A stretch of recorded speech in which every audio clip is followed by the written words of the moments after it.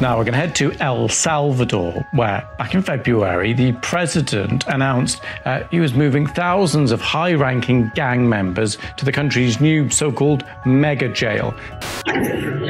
This is the video the president of El Salvador wants people to see. His prison guards manhandling inmates. A detention center the size of 7 football stadiums with capacity to hold 40,000 prisoners, the largest of its kind in Latin America. El 31 de enero de 2023, El Salvador abrió de par en par las puertas del infierno cuando el presidente Nayib Bukele autorizó el arresto y la detención de más de 60,000 miembros de bandas, muchos de los cuales mantenían antaño a la nación sumida en la violencia. Ustedes desatan una ola de criminalidad y nosotros quitamos la comida en las cárceles. Ahora están encerrados en la infame megaprisión del país, donde los derechos humanos son un concepto extinto. Los informes sugieren que los reclusos son sometidos a medidas extremas mucho más brutales de lo que la mayoría podría imaginar. Pero si bien este enfoque puede mantener seguro a El Salvador, conlleva un coste oculto que está erosionando lentamente la economía de la nación. Entonces, ¿qué llevó al presidente Bukele a tales extremos? ¿Cómo es realmente la vida dentro de esta megaprisión? Y lo más importante, ¿qué futuro le espera a un país atrapado entre la justicia y la supervivencia? Bueno, prepárate, porque la forma en que El Salvador destruyó a sus brutales pandillas es definitivamente peor de lo que piensas. Every country, I think, has their own problems. I would guess that probably our approach, that is very, very popular with the people, has a problem. And the problem is that it has common sense. In El Salvador, it's estimated someone is murdered every hour. It could become the world's most violent country, if not already. El Salvador has been known as the murder capital of the world. Just to get an idea, in 2015, the murder rate in El Salvador was higher than any country on earth. En octubre de 2015, las calles de El Salvador se tiñeron de rojo sangre, registrando más de 900 homicidios en un solo mes. En promedio, esto significó que 29 vidas se perdieron cada día en un país con una población de poco más de 6,3 millones de personas, que es un par de millones menos que la población de la ciudad de Nueva York. Este mortífero balance se vio alimentado por una oleada de terror desatada por la violenta rivalidad entre dos de las bandas delictivas más temidas del país, la MS-13 y Barrio 18. Su brutal pugna estaba cobrando un precio inimaginable para la nación, pero aunque esta violencia era tan insensata como masiva, su causa fundamental puede rastrearse hasta donde empezó todo: Estados Unidos. In the United States now, a U.S. university has sued the CIA to force it to release classified documents over war crimes committed in El Salvador. Salvadorans are among the largest groups of undocumented immigrants deported from the U.S.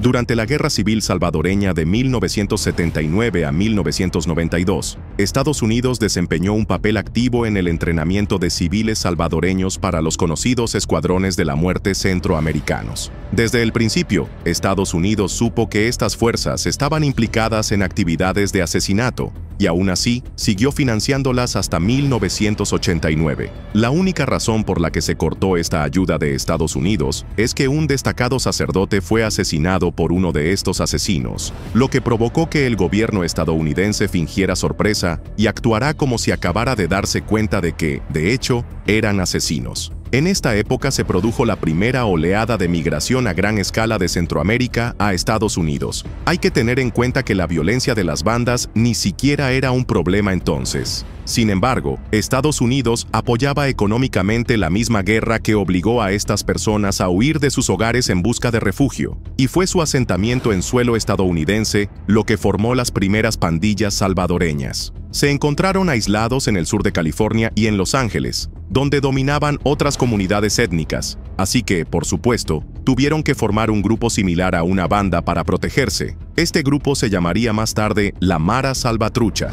y se vería envuelto en numerosos conflictos violentos contra los chinos y los negros. La Mara Salvatrucha vivía según las palabras: vivo por mi madre, muero por mi barrio, que se traduce vagamente como vivo por mi madre, muero por mi barrio. Esta frase significaba su compromiso de defenderse de los forasteros que de vez en cuando se infiltraban en su comunidad, robaban sus propiedades y agredían a sus mujeres. Sin embargo, cuando la violencia de las bandas en Los Ángeles se hizo incontrolable, el gobierno de Estados Unidos decidió que había llegado el momento de una deportación masiva. A partir de 1989, Estados Unidos empezó a deportar a El Salvador a jóvenes vinculados a bandas o con antecedentes penales. Esto fue especialmente desestabilizador para un país que intentaba recuperarse de una guerra civil que había durado una década. Esa guerra había dejado tras de sí una población traumatizada que se enfrentaba a una pobreza generalizada, unas condiciones sociales frágiles e innumerables huérfanos. Con la llegada de unos 4.000 deportados, muchos de los cuales habían sido entrenados en la organización de bandas en el sur de California,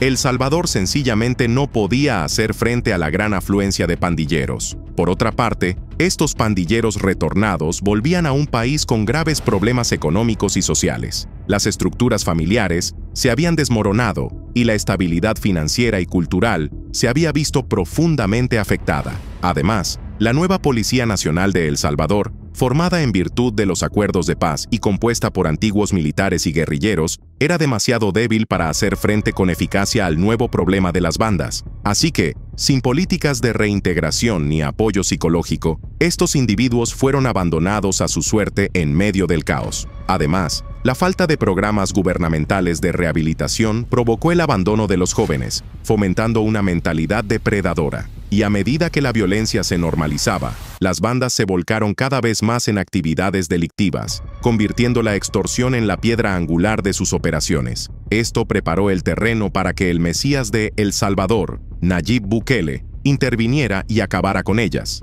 pero no antes de que se hubieran perdido miles de vidas. Together we're going to restore safety to our streets and peace to our communities. And we're going to destroy the vile criminal cartel MS-13 and many other gangs. La mayor parte de la delincuencia en El Salvador se ha atribuido a dos de sus mayores organizaciones criminales, la Mara Salvatrucha, más conocida como MS-13, y la pandilla de la calle 18 o Barrio 18. Estas son también las pandillas predominantes que actualmente ocupan la mega prisión del país, construida por Nayib Bukele. Y si tienes curiosidad por saber por qué es así, entonces escucha con atención porque así es como se desarrolla. El nombre Mara Salvatrucha se combinó a partir de las palabras Mara, que significa banda, Salva, que hace referencia a Salvador, y Trucha, que se traduce aproximadamente como astuto callejero. El número 13 refleja la posición de la letra M en el alfabeto. La MS-13 ha sido acusada de captar a jóvenes económicamente desfavorecidos y en situación de riesgo, con ritos de iniciación que exigen a los nuevos miembros soportar una violenta paliza de 13 segundos, así como mojarse, que significa simplemente cometer un delito, principalmente asesinato, en nombre de la banda. Por duro que pueda parecer, salir de esta banda es tan horrible, suicida si se quiere, como entrar. Es posible que también los reconozcas por sus característicos tatuajes en el pecho, que sirven para marcar de por vida su lealtad a la banda. En 2008, una evaluación de la amenaza realizada por el FBI estimó que la MS-13 contaba con entre 6.000 y 10.000 miembros solo en Estados Unidos, lo que la convertía en una de las organizaciones delictivas más importantes del país. Barrio 18, por su parte, es igual de peligrosa, si no más despiadada. Al igual que la MS-13, se originó en Los Ángeles, California, como una facción de la conocida banda Clanton 14. Al principio, los diversos grupos de Barrio 18, conocidos como camarillas, estaban formados principalmente por inmigrantes mexicanos que vivían en el sur de California. Controlaban barrios como MacArthur Park, en la zona central de Koreatown, en Los Ángeles. Como parte de sus reglas, los miembros de la banda deben cumplir normas estrictas y cualquier forma de desobediencia hacia un líder de la banda o un compañero puede conllevar una paliza de 18 segundos o, para delitos más graves, la ejecución. Los miembros de la banda suelen llevar ropa deportiva con el número 18 y tienen tatuajes distintivos como sus rivales. Sus colores, azul y negro respectivamente, rinden homenaje a la mafia mexicana y reflejan el color original de la banda. Con el tiempo, la influencia de estas dos grandes bandas se hizo más fuerte en El Salvador, Guatemala y Honduras. Aprovecharon el debilitamiento de los gobiernos y los altos niveles de exclusión social de estos países para expandir su red criminal. En concreto, Barrio 18 extorsionó sistemáticamente los sistemas de transporte público de El Salvador, expulsó a comunidades enteras e incluso consiguió inmiscuirse en asuntos políticos. La MS-13 también se dedicó a un sinfín de actividades delictivas, como asesinatos, violaciones, secuestros, tráfico de armas y drogas, y prácticamente todos los delitos que se puedan imaginar. En 2016, estas bandas habían dividido El Salvador en territorios y estaban presentes en 247 de los 262 municipios del país. Para entrar o salir de estas zonas a menudo había que pagar extorsiones, y las empresas que operaban en los territorios de las bandas se veían obligadas a pagar tasas de protección. Las bandas imponían un estricto código de silencio a los testigos con violentas amenazas. Si alguien se atrevía a denunciar sus delitos a las fuerzas del orden, no solo castigaban a la víctima, sino que tomaban represalias contra sus familiares, violando a sus mujeres y matando a sus hombres. La violencia en El Salvador se disparó tanto que llegó a registrar la tasa de homicidios más alta del mundo. En 2009, El Salvador registraba 71 homicidios por cada 100.000 habitantes. 2 años después, fue destronado como capital mundial del asesinato por Honduras, que también estaba bajo el control de la MS-13 y otras organizaciones criminales latinas. Pero en lo que parecía el peor deporte del mundo, El Salvador recuperó el primer puesto en 2015, registrando la escalofriante cifra de 103 homicidios por cada 100.000 habitantes, la tasa de homicidios más alta jamás registrada en el último siglo. Para empeorar las cosas, en 2004 se estimaba que en El Salvador operaban alrededor de 39.000 pandilleros, pero en 2012 esa cifra se había triplicado. Estas bandas, que en ese momento se habían convertido en organizaciones criminales de pleno derecho, extendieron sus operaciones a Europa, África y Estados Unidos. Generaban unos ingresos anuales de aproximadamente 31,2 millones de dólares, y la mayor parte de sus ingresos procedía del tráfico de drogas y la extorsión. La MS-13 en particular se ha visto implicada en numerosos casos de gran repercusión, como el infame asesinato de 2 estudiantes de secundaria en Nueva York, que al parecer fue una venganza por un pequeño desacuerdo. Otro caso fue la detención de 2 presuntos miembros en Houston, Texas, acusados de secuestrar y agredir sexualmente a 3 chicas antes de asesinarlas al borde de una carretera. El Salvador estaba al borde del colapso, al borde de la autodestrucción. Como ahora sabemos, el presidente Nayib Bukele fue el hombre que llegó y barrió la corrupción sin sudar. Aunque algunas de sus leyes eran poco convencionales, es poco probable que simplemente se levantara un día y decidiera transformar el país. Sus reformas radicales fueron la culminación de un trabajo previo de más de 2 décadas, empezando en junio de 2004, cuando el presidente Saca puso en marcha la política de Supermano Dura, que otorgaba al ejército salvadoreño autoridad para patrullar las zonas dominadas por las bandas, realizar registros aleatorios de presuntos miembros de bandas y detener a personas únicamente por su apariencia. Esta política condujo a la detención de unos 4.000 pandilleros, provocando el hacinamiento en las cárceles de El Salvador. En 2012, estas bandas buscaban una tregua, aunque acabarían rompiéndola ese mismo año. Este es solo uno de los muchos casos, pero la cuestión aquí es, si estas bandas eran tan duras y formidables, ¿cómo las destruyó exactamente Bukele? El Salvador was turned from the most dangerous place in the world to the safest in the Western Hemisphere. That's not a small feat, and that's not done easily, and nobody in the world has ever done it before. La respuesta gira en torno al tipo de persona que Bukele era en realidad antes de convertirse en presidente y a la violencia que sufrió durante su infancia. Nacido durante la Guerra Civil salvadoreña, Bukele fue criado en San Salvador por su padre palestino, que abrió la primera franquicia McDonald's de El Salvador, dirigió una empresa textil, ayudó a construir 4 mezquitas y dirigió una empresa de relaciones públicas en ese país. Bukele, que tiene 3 hermanos y 7 hermanastros, fue a un colegio privado bilingüe. Sin embargo, su aprendizaje político comenzó después de abandonar la universidad y dirigir un club nocturno en el centro de San Salvador. Se hizo cargo de la empresa de relaciones públicas de su familia, cuyo cliente clave era el Frente Farabundo Martí para la Liberación Nacional, también conocido como FMLN. Y sí, me refiero al mismo grupo del FMLN que participó en la guerra salvadoreña contra las Fuerzas Armadas del país. La presidencia y la asamblea, sin embargo, estaban controladas por la Alianza Republicana Nacionalista,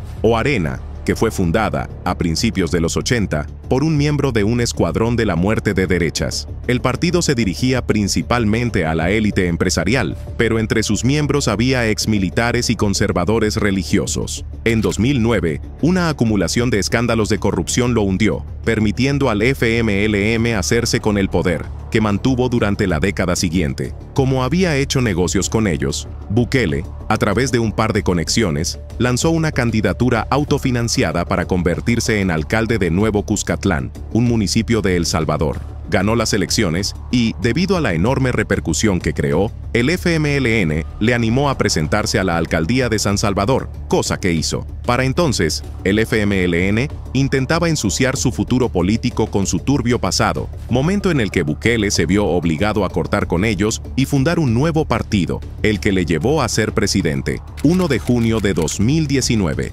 Nayib Bukele fue elegido como el 43º presidente de El Salvador. Se convirtió en el jefe de Estado más joven de América Latina y encarnó un nuevo comienzo nacional. Su primer paso para erradicar estas pandillas fue negociar un tratado de paz, según informó un periódico local del país llamado El Faro. Pero he aquí la cuestión. Menos de una semana después de la publicación de la historia, Bukele anunció que el gobierno investigaría a El Faro por blanqueo de dinero. Sí, suena raro, pero desde entonces ha atacado al periódico sin descanso, a veces llamando a los periodistas por su nombre. Algunos de ellos se han visto obligados a exiliarse, mientras que muchos otros han optado por abandonar el país después de publicar un artículo, esperando a que se calmen las amenazas antes de regresar. El periódico tiene un gran seguimiento internacional, pero dentro de El Salvador, la campaña de Bukele contra él ha causado impacto. Mucha gente considera ahora que El Faro es tendencioso y poco fiable. Por si fuera poco,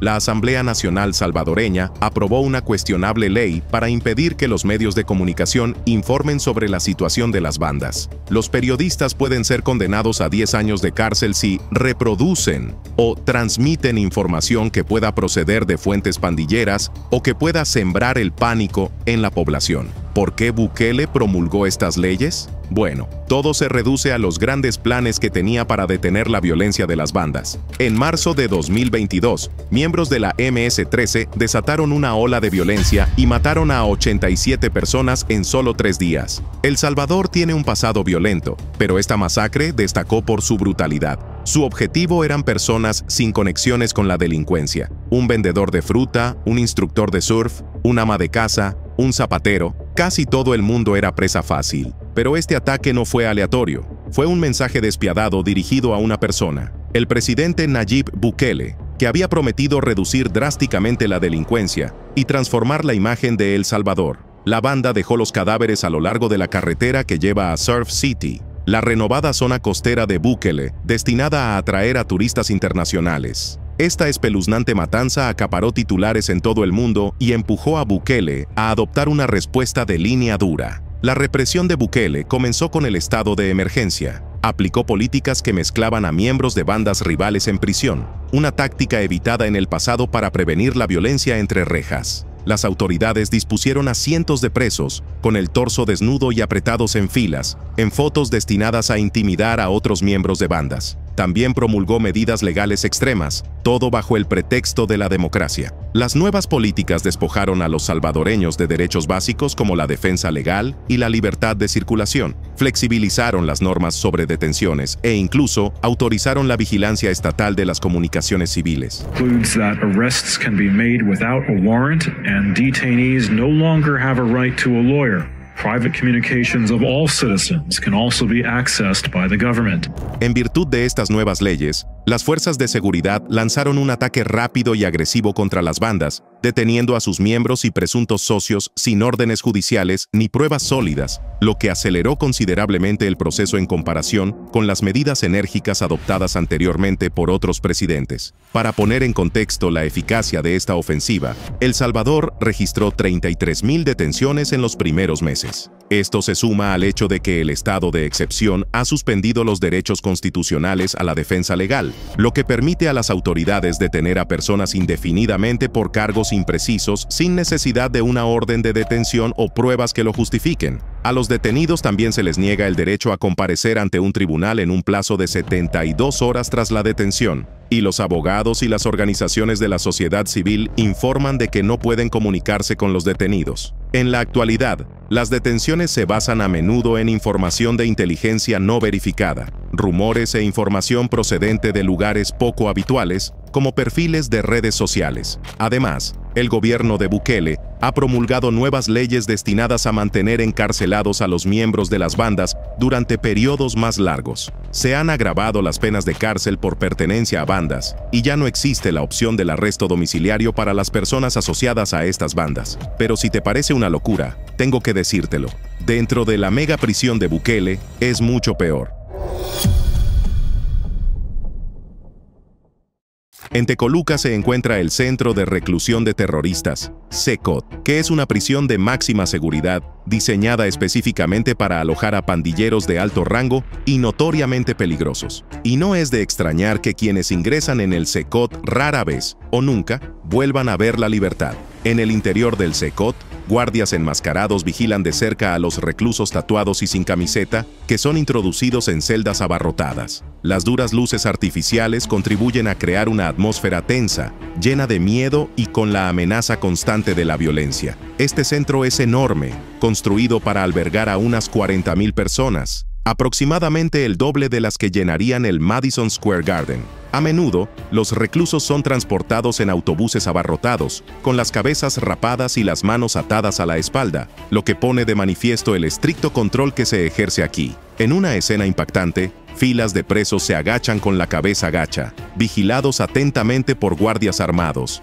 Las imágenes dibujan un cuadro de deshumanización, en el que los presos soportan condiciones de hacinamiento, vigilancia constante y un entorno cargado de agresividad. El CECOT no ofrece visitas familiares, programas de rehabilitación ni clases para preparar a los presos para la vida tras su puesta en libertad. Ocasionalmente, unos pocos presos, los considerados dignos de confianza, dan discursos motivadores a los demás, ya sea alineados a lo largo de los pasillos de las celdas o haciendo ejercicio supervisado bajo la estricta vigilancia de los guardias. No tienen acceso al mundo exterior. Permanecen encerrados en todo momento. Cada celda alberga entre 65 y 70 reclusos, con pasarelas de acero por encima para que los guardias los vigilen desde arriba. La prisión dispone de comedores, salas de recreo, gimnasio e incluso juegos de mesa, pero solo para los guardias. Con cada celda preparada para 100 reclusos pero equipada con solo 2 lavabos y 2 inodoros, las condiciones son cada vez más tensas a medida que el CECOT se acerca a su capacidad de 40,000 reclusos, aislados y estrechamente controlados por la policía militarizada. Estos son los detalles compartidos con el público por Nayib Bukele y su administración. Sin embargo, muchos periodistas sospechan que hay una realidad mucho más oscura en el trato que reciben estos reclusos. Y aunque solo podemos imaginar los horrores diarios que podrían enfrentar, esto plantea la pregunta del millón. ¿Qué tan efectiva ha sido realmente la estrategia de Bukele? Bajo el liderazgo del presidente Bukele, El Salvador ahora tiene el récord de la tasa de encarcelamiento más alta del mundo, con aproximadamente el 2% de su población adulta tras las rejas, según el International Crisis Group. Uno de los mayores signos de la reducción de la influencia de las pandillas es la desaparición de grupos notorios como la MS-13 y el Barrio 18, en barrios que antes eran sus bastiones. Antes de este cambio, las personas a menudo necesitaban permiso de las pandillas para moverse por ciertas áreas, incluso si solo era para ir al trabajo o llegar a un hospital. Las pandillas también controlaban fuertemente la economía local, decidiendo quién podía vender productos y dónde podían hacerlo. Ahora, muchos residentes dicen que ya no viven bajo la constante vigilancia de los pandilleros, ni tienen que seguir reglas estrictas sobre cruzar a comunidades vecinas. Han recuperado parques y otros espacios públicos que antes estaban dominados por las pandillas y han iniciado nuevos proyectos comunitarios sin enfrentar represalias por primera vez en años. Por ejemplo, los torneos de fútbol entre comunidades han regresado a lugares como San Miguel y San Salvador, algo que antes era imposible debido al férreo control territorial de las pandillas. Si bien algunos residentes han notado la reaparición de pandilleros en sus barrios, estos individuos ya no tienen el mismo poder que antes. Antes del estado de excepción, Las pandillas principalmente extorsionaban a quienes trabajaban en pequeños y medianos negocios, incluidos vendedores ambulantes, comerciantes y personas del transporte, como conductores de autobuses y taxis. La extorsión se basaba en la percepción de riqueza. Los vendedores más pequeños pagaban solo unos pocos dólares al día, mientras que las empresas más grandes desembolsaban cientos o incluso miles de dólares al mes. Lamentablemente, quienes no podían mantenerse al día con los pagos, a menudo enfrentaban consecuencias violentas. Ahora, las personas en zonas antes controladas por pandillas dijeron a Inside Crime que ya no reciben amenazas ni exigencias de dinero. Algunos afirman que ni siquiera han visto represalias de las pandillas por pagos no realizados desde que comenzó el estado de excepción. El sector del transporte, que antes era un blanco importante de la extorsión, también ha experimentado un gran cambio. Propietarios de empresas de autobuses en San Salvador compartieron con Inside Crime que las pandillas dejaron de cobrar tarifas rápidamente en los días posteriores al inicio de la represión. Un dueño de compañía de autobuses, que solía pagar alrededor de $6,000 al mes a 3 grandes grupos pandilleros, dejó de pagarle a la MS-13 inmediatamente después de que comenzaran las medidas de emergencia, y los pagos al Barrio 18 pronto desaparecieron también. Este fracaso en continuar con sus esquemas de extorsión, que principalmente afectaban a pequeños negocios informales, ha representado un gran golpe financiero para las pandillas. La policía de El Salvador informó una caída del 54% en las denuncias de extorsión desde el inicio del año hasta el 11 de septiembre, en comparación con el mismo periodo en 2022. Para esa fecha, la policía había recibido 572 denuncias de extorsión, con 299 casos señalando a miembros de la MS-13 o del Barrio 18 como los culpables. La notable disminución de la extorsión pandillera se considera ampliamente como resultado del estado de excepción, que ha reducido significativamente el número de pandilleros activos en las calles. Con sus habituales soldados de a pie y hasta ayudantes familiares arrestados o escondidos para evitar ser capturados, las pandillas han tenido dificultades para mantener la presencia física necesaria para continuar con la recolección de extorsiones. Pero si el enfoque de Bukele es tan efectivo, ¿por qué el resto de Centroamérica no ha seguido su ejemplo? ¿Y cuál es el verdadero costo de esta llamada represión para el pueblo de El Salvador? El enfoque duro del presidente Bukele para lidiar con las pandillas en El Salvador ha generado un gran debate. Algunos críticos lo acusan de graves violaciones a los derechos humanos y de socavar la democracia, pero otros ven su represión como un nuevo modelo audaz para combatir el crimen. En 2023, El Salvador registró una tasa de homicidios de aproximadamente 8 por cada 100,000 habitantes, más baja que la registrada en Estados Unidos y la más baja en la historia del país. Y por lo que parece, la postura firme de Bukele contra el crimen ha resonado en toda América Latina. En países cercanos como Guatemala y Honduras, la gente ha organizado marchas a favor de Bukele, y sus visitas han sido recibidas con ovaciones. El ministro de Seguridad de Costa Rica, Jorge Torres, incluso sugirió que su gobierno debería inspirarse en las tácticas de Bukele. Rodolfo Hernández, el reciente candidato presidencial de Colombia, hizo un viaje previo a las elecciones a San Salvador para ver de cerca los métodos de Bukele. Además, en Chile, donde las tasas de criminalidad están aumentando,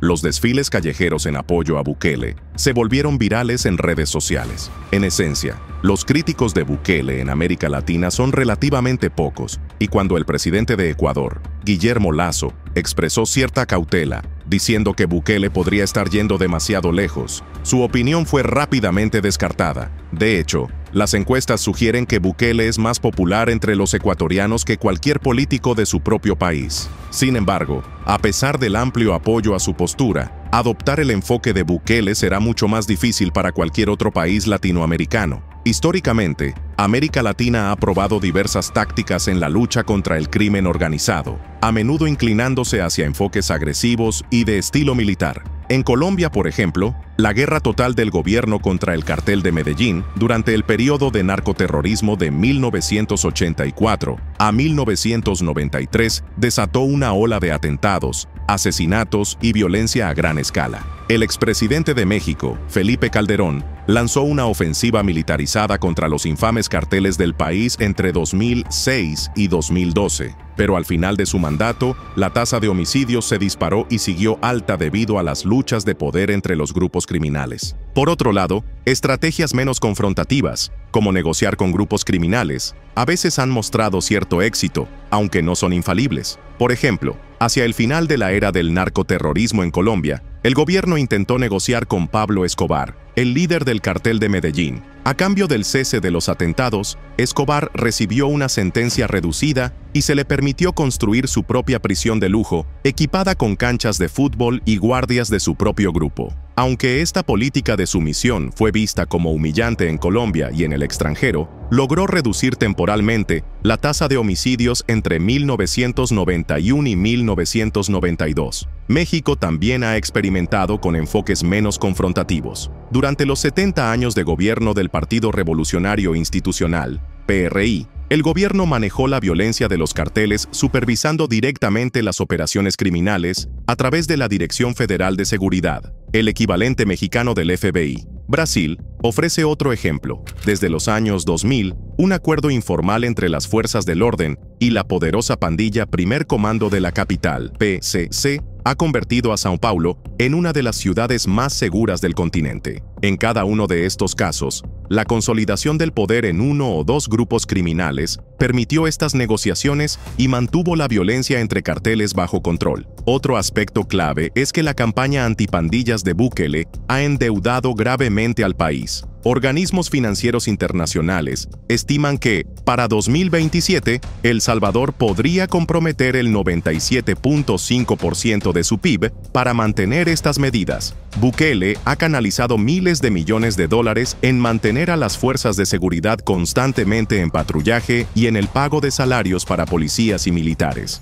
Un factor adicional que hace que el modelo Bukele sea aplicable solo a El Salvador es la diversidad. Países como Guatemala y Honduras tienen territorios más grandes y variados, además de grupos cívicos activos que podrían no aceptar una represión policial tan agresiva. En lugares como Costa Rica, Panamá y posiblemente la República Dominicana, las instituciones que garantizan el Estado de Derecho podrían poner límites a intentos de copiar las estrategias de Bukele. Además, los propios ciudadanos podrían resistirse. Seamos realistas. Estos pandilleros tienen hermanos, hermanas, madres y padres que no querrían que fueran encarcelados sin un juicio justo. Y lo peor de todo es que las tácticas de Bukele no han eliminado por completo la violencia de las pandillas. Según los registros oficiales, la administración exageró su afirmación de haber arrestado a más de 50,000 miembros de la MS-13 y más de 24,000 del Barrio 18. Los datos policiales indican que solo 32,331 de los arrestados eran miembros confirmados de pandillas,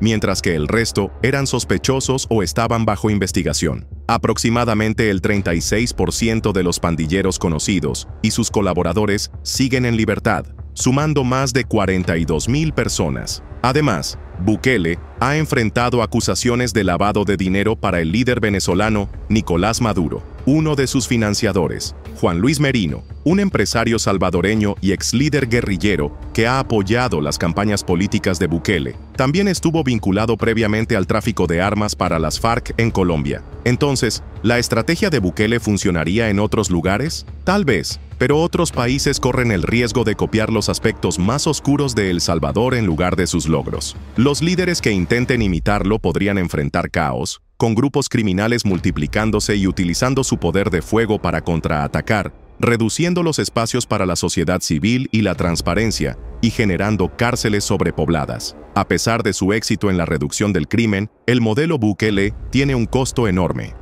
Si otros líderes están dispuestos a pagar ese precio, podría provocar cambios masivos en la forma en que la región combate el crimen, y con Bukele recientemente asegurando un segundo mandato como presidente, sus métodos de mano dura continuarán. Este gobierno extendido podría significar una represión aún más severa, lo que genera preocupaciones sobre un posible deterioro de la democracia y los derechos civiles en El Salvador en los próximos años.